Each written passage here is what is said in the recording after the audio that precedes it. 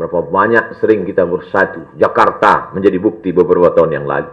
Betapa umat Islam bisa bersatu. Yang berkunut tak penting lagi, bersatu. Jadi kita mengimpikan persatuan itu, insya Allah persatuan itu terwujud. Alaysa subuhu biqarib. Ketika tengah gelap gulita, maka ada satu harapan. Alaysa subuhu biqarib. Dan salah satu harapan itu ada pada Masyumi ini, insya Allah.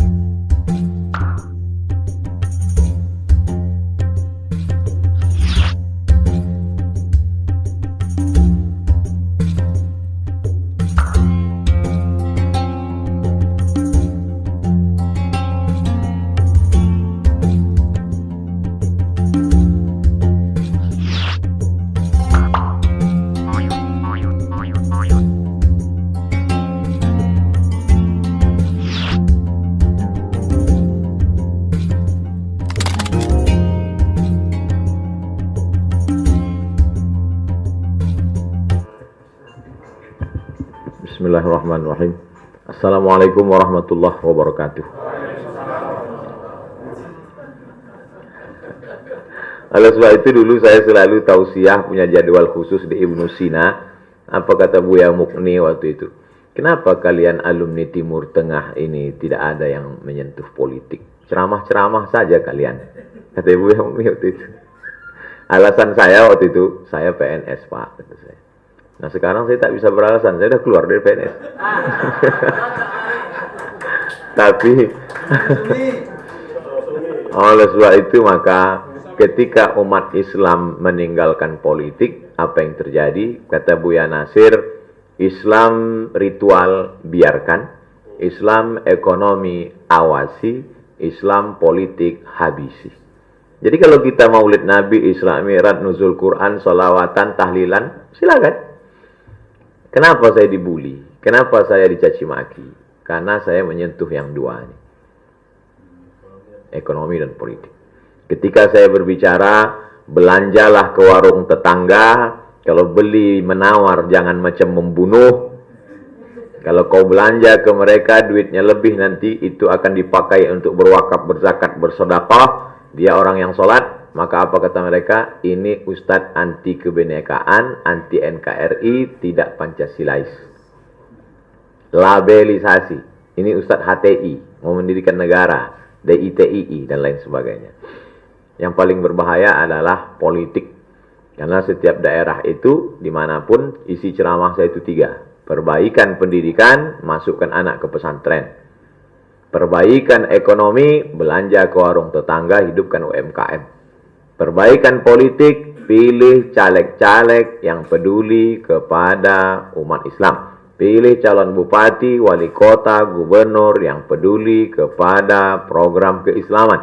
Rupanya mereka tidak senang dengan ini. Oleh sebab itu orang yang berbicara, ini dia mesti dilabelisasi. Jadi kalau dulu labelisasinya itu adalah seperti yang dialami Buya Hamka. Buya Hamka korban labelisasi. Dilabel bahwa Buya Hamka itu anti Pancasila, anti NKRI, menjual Indonesia ke Malaysia, pengkhianat. Dipenjaralah dia 4 tahun lamanya. Lalu kemudian setelah keluar dari itu, selesai rezim Orde Lama, masuk rezim Orde Baru, muncul labelisasi lagi. Di masa akhir hayat tua Buya Hamka, muncul label baru yang disebut dengan Komando Jihad. Jadi kalau sebelumnya itu adalah semua tokoh-tokoh Masyumi itu dianggap pengkhianat, maka muncul pada Orde Baru, dimunculkan istilah baru namanya Komando Jihad. Akhirnya Buya Hamka mengamuk, dia banting pecinya, kalau ada Komando Jihad itu akulah pimpinannya. Sakit dia, tak berapa lama setelah itu meninggal dunia. Jadi cerita labelisasi ini, itu adalah cerita lama yang diaransemen dengan nada baru. Lalu kemudian tentang ustadz yang ragu bicara politik. Saya ketika terjadi Sumatera Utara contoh kasus. Karena 12 kabupaten itu lawannya. Sumatera Utara itu 24 kabupaten kota. Itu 50-50. 12 lawan 12. Maka mau tak mau, karena tinggal 2. Maka saya sampaikan di tengah orang banyak. Mau makan gulai kentang pakai ayam apa gulai kentang pakai anjing? potonglah itu. Dikatakanlah Abdul Somad rasis, Abdul Somad kasar, mulutnya kotor. Datang orang ke rumah saya, masih keluarga, saudara ibu saya, tak usahlah kau cerita politik, cerita tentang sholat ajalah. Saya bilang, saya ambil kertas, tulis di situ bahwa kami keluarga besar ini mengakui Abdul Somad bukan keluarga kami. Kalau kalian takut nanti keluarga besar ini rusak gara-gara aku. Mana tahu nanti kalah umat Islam, anak cucu kalian yang PNS takut ditempatkan, dicampakkan ke tempat jauh. Tulis bahwa Abdul Somad ini tak ada hubungan sama kami. Tapi saya jauh-jauh kuliah ke Azhar, 4 tahun kuliah di Azhar tuh, 2 tahunnya tuh ngantri. Saking payahnya belajar di Mesir. Lama pula tegak ngantri lagi daripada belajar di Azhar. Tak ada gunanya lama belajar itu kalau pulang hanya cerita masalah sholat, saya bilang. Inilah masanya saya turun.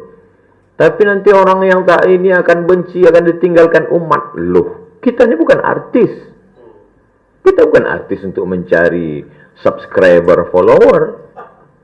Kita ini hanya menyampaikan saja, innama anta munzir, lasta alaihim bimusaitir. Lalu kemudian bagaimana kira-kira Masyumi ini bisa menjadi rumah bersama? Kita bukan membuat yang baru. Pernah punya pengalaman masa lalu, tinggal itu saja kita jalankan. Kira-kira apa dulu yang membuat Masyumi itu bisa bersatu? Maka kalau kita tempuh jalan itu, insya Allah itu juga yang akan terjadi saat ini. Apa kira-kira dulu? Maka kita punya banyak analis, kita punya banyak sejarawan. Nah, kita buatlah cerita dengan mereka, bertukar pikiran yang punya pengalaman luar biasa, kita tinggal lakukan. Saya kira sebagiannya terjawab, tentu sebagian banyak yang tak terjawab. Terima kasih. Assalamualaikum warahmatullahi wabarakatuh.